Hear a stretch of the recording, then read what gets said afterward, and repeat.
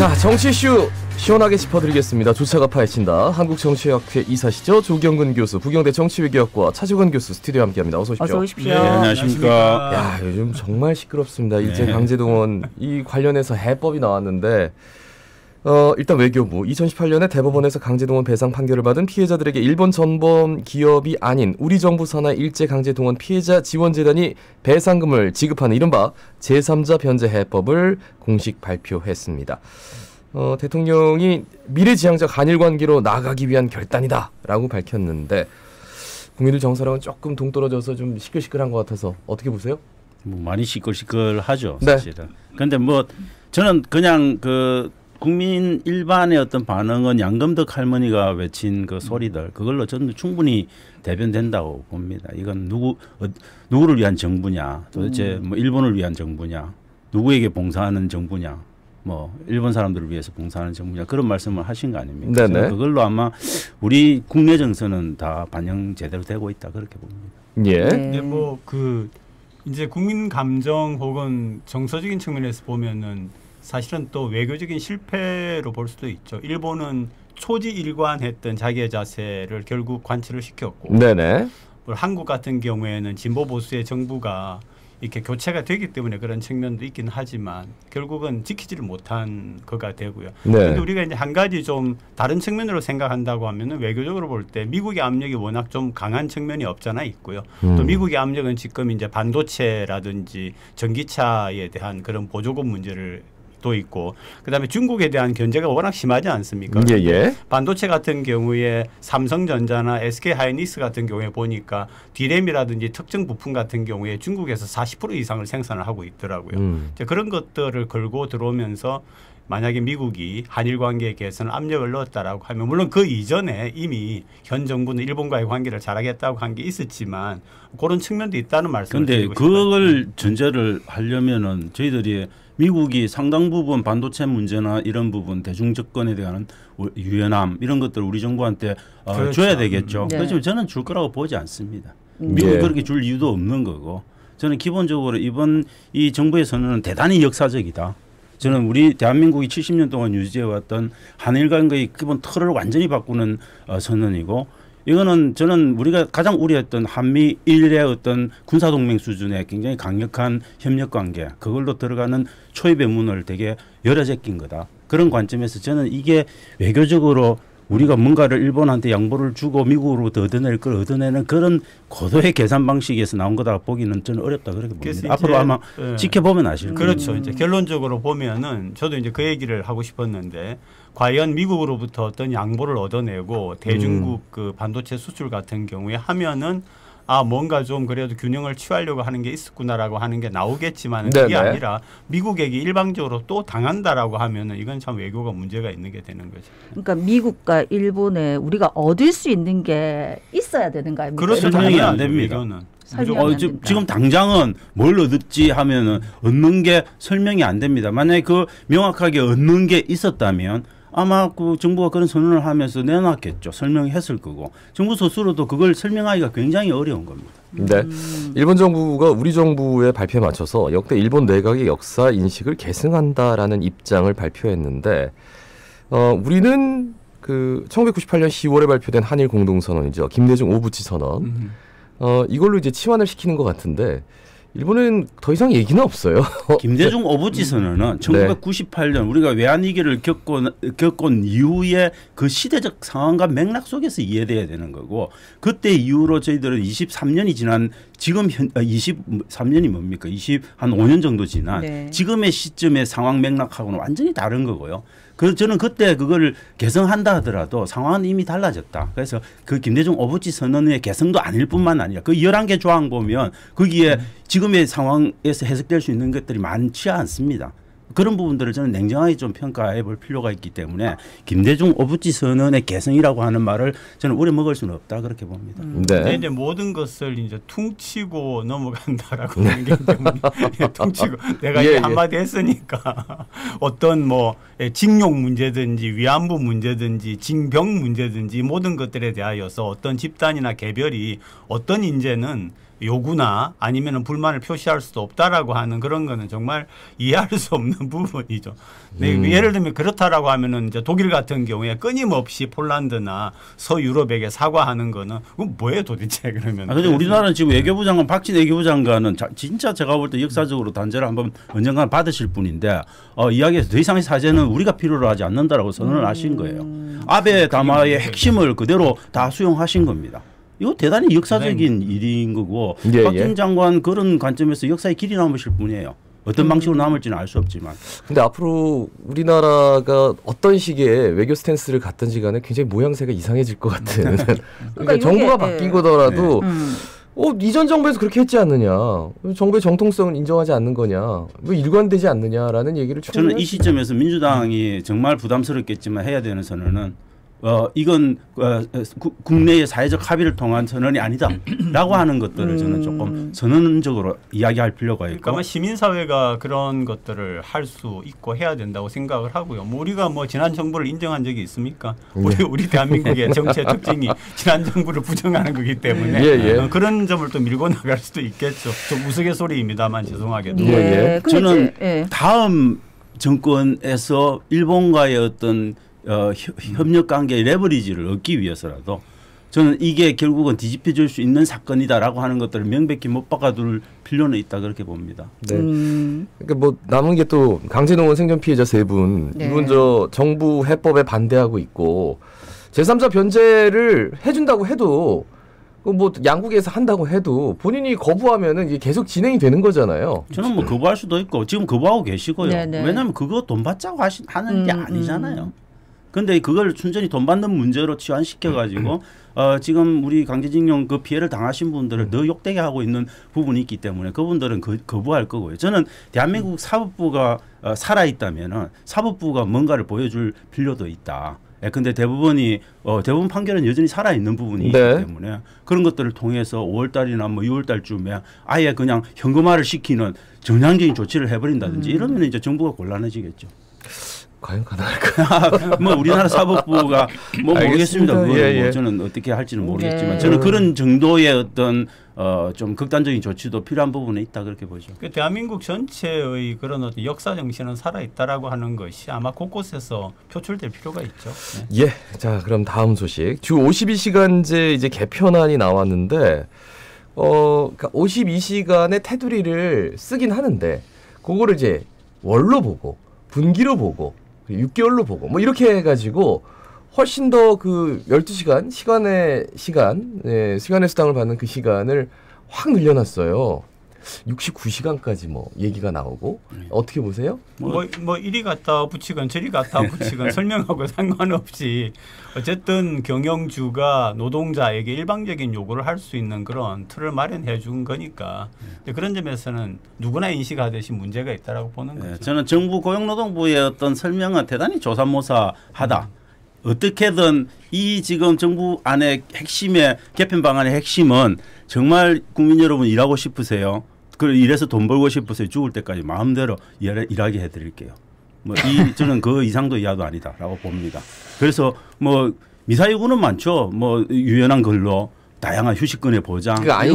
안식월을 줄 수 있다. 안식월 지금도 가능할 수 있는 회사들도 있겠죠. 그렇지만 어디 중소기업이나 작은 규모의 그런 직장에서 노동자들이 내 한 달 동안 모은 저축한 노동시간 다 해서 한 달 비겠다? 어떤 동료들이 그걸 인정하겠습니까? 기본적으로 불가능한 이야기들을 하고 있는 거죠. 우리 한국의 기업적인 구조나 정서가 아무리 규칙을 만들어 놓고 법을 만들어 놓고 또 설령 정부가 그렇게 해야 된다라고 강제할지라도 안 할 수 있고요. 안 하는 것들을 노동자가 어쩔 수 없이 양해하는 그런 상황이 아직도 우리 한국의 그 노동 구조이기 때문에 그런 점에서 크게 우려를 하는 거죠. 개별 사업장 보면 이게 결국은 이제 노사 합의로 진행한다라는 게 이제 조건으로 달려 있는데 어떻게 보면 이제 거대 기업들은 노조도 있고 하니까 이런 부분에 대해서 반응을 할 수도 있고 안 할 수도 있지만 개별적으로 다 조금 지금 고용 자체가 좀 불안한 분들은 글쎄요. 그렇죠. 이게 현장에서 과연 먹힐까? 그리고 과연 노동자를 고용할 수 있을까? 예, 네, 저는 현장에서 당연히 사장님은 아마 근로자 대표라고 인정하는 한 사람을 그냥 지정하겠죠. 그리고 그분하고 아마 커피 한잔 하면서 다 게임을 끝낼 가능성이 매우 높습니다. 그런 방식으로 아마 저는 중견기업 이하에서는 그렇게 일어날 가능성이 매우 높다. 그런 것들을 아예 제도적으로 보장해 주기 위한 거다. 뭐 저는 그렇게 인식이 좀 되더라고요. 물론 뭐 오해했을 수도 있지만 한국 경제에 상당히 많은 부분이 이제 중견 중소기업이 또 있고요. 예. 얼마 전에 노란봉투법이 통과가 됐지만 사실은 2차 노동자 같은 경우에는 그런 데에 대해서는 대단히 취약하다라고 생각을 하기 때문에 정부의 이런 법 자체가 악용될 우려가 굉장히 많다라고 하는 게 염려가 되는 거죠. 네. 그러니까 OECD 가입 국가 중에 지금 주 52시간도 네, 사실은 많은 편이다라고 하고 우리가 이제 근무 시간 이런 거에 대해서 얘기가 많이 나왔던 이유가 이제 과로사 때문이었다 아닙니까? 근데 지금도 사실 과로사로 많은 분들이 목숨을 잃기도 하고 작업 현장에서 또 목숨을 잃기도 한데 이게 이제 노동의 유연성이라 하는데 이게 과연 그 의도대로 될지 너무 많은 여론이 안 좋거든요. 방금 이제 과로사를 말씀을 하셨지만 사실은 그냥 죽음의 문제가 아니라 건강이 나빠진다라고 하든지 또는 가족의 관계라든지 개인적인 사회적인 관계라든지 이런 전반적인 측면을 우리가 생각을 해야 되는데 그런 부분에서는 완전히 그런 것들이 망가지는 측면이 있는 거죠. 그러니까 모든 결정들이 대단히 친기업적이고 반노동적인 방식으로 지금 진행되고 그러니까 두 분의 지적을 좀 벗어나기 위해서는 11시간 연속 휴식권 보장, 근로시간 저축 계좌제 도입, 그리고 휴게시간 선택권 강화, 그리고 선택 근로제 확대, 탄력 근로제 실효성 제고 이런 것들 그러니까 이것들을 철저하게 감시하는 그 모습을 보여준다면 불식을 시킬 수 있겠지만 일단 먼저 이렇게 고용노동부에서 이런 정책을 갖고 나왔기 때문에 과연 얼마만큼 저는 고용노동부가 지금 제시했던 개편 방안에 제시했던 것들이 과거에도 이야기가 되고 있었고 일부 내용들은 지금도 문서상으로는 남아있는 것들도 많습니다. 문제는 안 된다는 거죠. 예. 자 그러면 국민의힘 전당대회 오늘 많은 분들이 그냥 뭐 정치 모르시는 분들도 여당의 전당대회가 이렇게 사람들에게 회자되는 거는 좀 살다 처음 봤습니다. 그런데 어쨌든 당대표가 선출되는데 뭐 얘기가 참 많아요.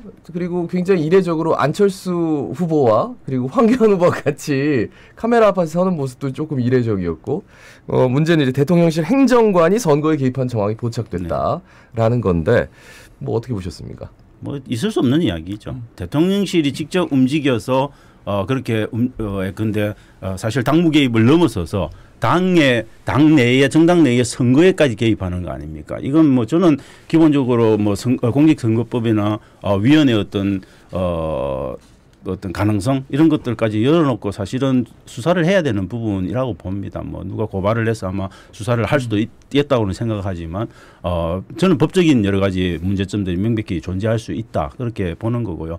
그런데 그만큼 이제 사실은 김기현 후보는 대놓고 아예 대통령실에 도움을 요청하고 있잖아요. 뭐 그런 거 대통령이 또 그걸 받았다는 낙점을 받았다는 걸 계속 드러내고 있고 이런 것들이 저는 친윤계가 갖고 있는 어떤 다음 그 총선 과정에서의 어떤 위기감 이런 것들을 그 단적으로 드러내는 거다. 무리해서라도 반드시 공천권을 지어야 되겠다. 그렇지 않고는 우리가 생존 불가능하다.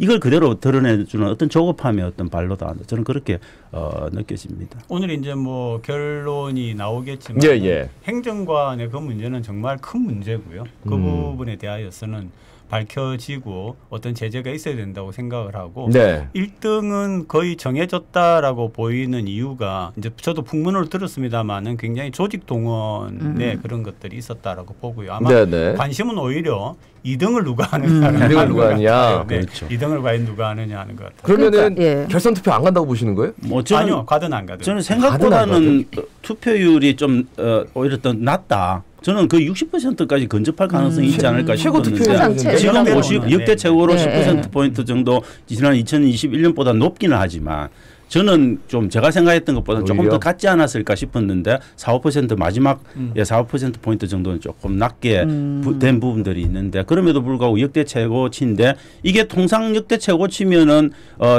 쫓아가는 후보들한테 사실 유리하고 젊은 새로운 돌풍에 되게 유리하게 작동해야 될 건데 저는 그렇지는 않은 것 같다. 대단히 김기현 후보와 그다음에 진윤계가 갖고 있는 어떤 위기감이 그 적용되면서 엄청난 조직 동원을 했을 가능성 저는 그런 것들이 좀 있지 않을까. 그래서 김기현 후보가 조금은 낙성할 수도 있지 않을까 하는 그런 생각도 좀 들긴 합니다. 네, 아마 그러니까, 그런 식으로 보고 있고요. 아까 말씀처럼 이제 과연 안철수 후보냐 천하람 후보냐 이 등이 이게 이제 오히려 관심의 대상이 돼 있는 것 같습니다. 그러니까 어제 안철수 후보하고 한기현 후보가 이제 기자회견 한 걸로 봐서 현장 분위기에서 뭔가 투표율도 높고 자기한테 뭔가 유리한 게 있기 때문에 저기까지 하는 게 아닌가 이런 분석도 있던데 그렇게는 안 보시는 거네요. 그렇게 네. 저는 오히려 조금 불안감의 네. 표현 뭐 이런 것들로 조금 해석될 수도 있지 않을까 하는 생각은 듭니다. 네. 뭐 2등 말씀하셨으니까 2등 누가 될 것 같아요? 2등이요. 그걸 또 맞추려고 말씀하시면 우리 아니, 어차피 보지 뭐. 어차피 아니 그래도 이제 2등이요. 사람들이 생각하니까 1등은 결선 투표 간다 안 간다 요거부터 한번 얘기해 볼게요. 저는 결선 투표 가지 않을 가능성이 조금 높지 않을까. 결선 투표 가지 않는다. 예, 않을 가능성이 조금 높지 않을까. 차세경 뭐 교수님. 이준석 대표는 새로운 두 분 다. 예, 뭐 그렇게 했다는데 그럼 저는 2등은 누가 될 가능성이 것인가? 높다. 2등은 맞추기가 굉장히 좀 어려운 부분이 있는데 저는 안철수 후보가 그래도 안철수인데 라고 하는 부분들이 조금 더 작동할 가능성. 그래서 천하람 후보의 돌풍이 있긴 하지만 마지막에 돌풍이 저는 조금 이렇게 치고 올라오는 게 좀 그런 모습들이 없었기 때문에 2등도 안철수 후보로 뭐 우리가 일반적으로 생각이 들어서 가지 않을까 하는 생각은 조심스럽게 합니다. 저도 어제 이제 방송에서 안철수 후보라고 얘기하고 나서 밤새 좀 알았습니다. 왜요?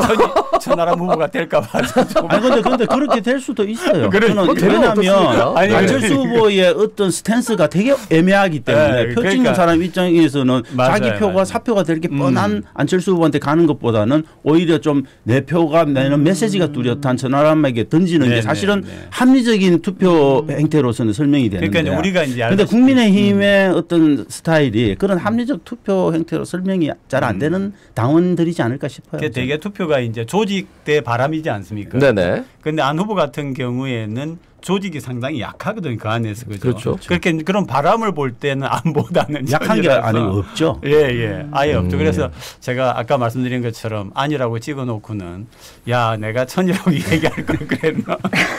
예, 뭐 상관없습니다. 다음 주에 뭐 왜 2등 못 맞췄습니다. 그런 얘기 절대 안 할게요. 걱정하지 마십시오. 그러니까. 예. 아니 근데 어쨌든 이제 이게 끝나고 나서도 굉장히 시끄러울 일이 많이 생길 것 같은. 예. 근데 지금 민주당 같은 경우에 지금 뭐 이것도 뭐 기다 아니다 얘기도 많은데 어쨌든 간에 이재명 당대표를 두고 그 안에서 좀 여러 가지 얘기들이 많이 나오고 있는 것 같습니다. 좀 사실은 내홍이죠. 사실 이 내홍에 들어갔다라고 보이고요. 그 뭐 이제 한번 금이 가기 시작을 했기 때문에 정치라고 하는 것도 이게 또 자기 소위 개인 1인이 헌법기관이라고 하는 그런 자부심과 자존심을 가지고 있는 사람들인데 과연 그거를 끌어다가 붙여가지고서 다시 통합해 갈 수 있겠느냐 하는 점에서는 좀 저는 내용은 있는데 이제 그런데 대통령실과 정부 여당이 원하는 방식대로 지금 가고는 있어요. 가고는 있는데 저는 그 내용이 근데 윤석열 대통령이 원하는 정도까지 깊은 내용까지 갈까? 이건 조금 더 두고 봐야 된다. 왜냐하면 분당 수준까지 가는 건 쉽지 않은 겁니다. 민주당이 분당 수준까지 가는 건 한 정당이 갖고 있는 엄청난 자산 이런 것들을 나눠 가질 생각 이런 것들을 해보면 그렇게 쉽게 떨어져 나가기가 어렵다. 그래서 저는 결국은 이 내용은 이재명 대표가 어떤 스탠스를 취하느냐에 따라서 저는 좀 수습될 가능성도 있을 거다. 그래서 저는 이재명 대표가 지금 뭐 개딸들을 향해서 내고 있는 메시지들 이런 것들을 조금 더 강하게 관리해서 저는 이렇게 버무려서 가는 방식이 아마 민주당이 선택할 수 있는 최대한의 어떤 최선의 방법이지 지금 않을까 체포동의안 그 처리하는 것도 138대 137 그리고 무효 많이 나왔고 기권도 많이 나와가지고 정말 거짓말처럼 저렇게까지 그 표 계산이 완벽하게 이루어진 상태에서 체포동의안이나 처리가 부결이 될 수 있을까라는 생각이 들었거든요. 근데 또 들어오면 그러니까 제가 그 말씀 드리려고 하는데 또 들어올 경우에는 저는 적어지지 않고 오히려 확대될 가능성이 있다고 보거든요. 그런데 또 들어올 때 민주당이 가만히 있겠습니까? 또 들어올 때 또 자유투표 그대로 맡길까요? 민주당이 아마 국민 정서에서 크게 벗어나지 않는 범위 안에서 최대한 전체 당론의 관점에서 지킬 수 있는 것들을 생각하는 게 바보가 아닌 이상은 그렇게 해야 되는 거죠. 이걸 다시 자유투표로 가서 그 안에서 윤석열 대통령이 바라는 방식으로 당의 내분을 그대로 밖으로 드러내도록 둔다. 그거는 정당이 할 선택은 아니라고 봅니다. 근데 그렇게 되면 이제 상대방에서 늘 얘기하는 방탄국회 그 네. 논리에서 그리고 실제로 더불어민주당 지지율 굉장히 떨어졌거든요.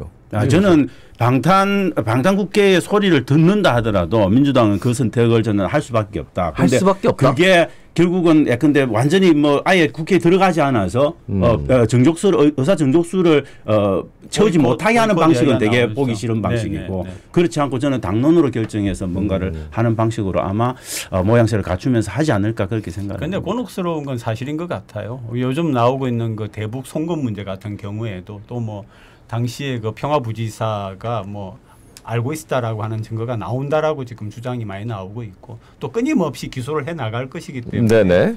이재명 대표 같은 경우에 저는 견뎌내기는 굉장히 어려운데 유시민 뭐 전 그 이사장 노무현재단 이사장이 이야기했던 말들처럼 저는 그 프레임도 상당 기간 이 기간이 길게 되면 반대편으로 방탄하고 있다는 그 프레임도 있지만 거꾸로 해도 너무하게 두드려 맞네라고 하는 방식으로 갈 가능성도 조금 있기 때문에 그 두 개의 프레임 사이의 어떤 싸움 거기에서 누가 이기느냐 이게 그러니까 이재명 대표는 그 때가 올 때까지 버틸 것이다라는 게 말씀이네요. 버티지 않으면 이재명 대표 뭘 할 수 있겠습니까? 당대표에서 제가 볼 때 당대표 이제 그런 모양새는 갖출 수 있겠죠. 그런 개인적인 선택 외에는 남겨지지는 않다. 그래서 저는 쫓겨나는 방식으로는 안 하실 거다 그렇게 봅니다. 예, 시간이 1분 남았는데 지금 이제 쟁점 중에 하나가 특검 아닙니까?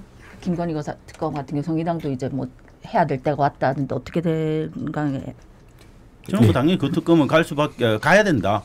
왜냐하면 그 특검이라고 하는 것들이 근데 지금 방탄국회 안에서 좀 프레임을 전환시키고 하는데 저는 상당히 도움이 될 부분이기 때문에 저는 뭐 민주당하고 근데 정의당하고 함께 가는 모양새가 대단히 중요하기 때문에 저는 민주당이 정의당에게 뭘 줄지는 알 수 없지만 정의당도 저는 한 7, 8분 능선은 넘어와 있다 그렇게 봅니다. 예. 종영 교수님 동의하시고요. 뭐 같은 이하동문입니다. 예. 오늘 말씀 여기까지 듣습니다. 고맙습니다. 고맙습니다. 네, 지금까지 한국정치학회 이사시죠. 조경근 교수, 부경대 정치외교과 차직원 교수였습니다. 부산의 미래 에코델타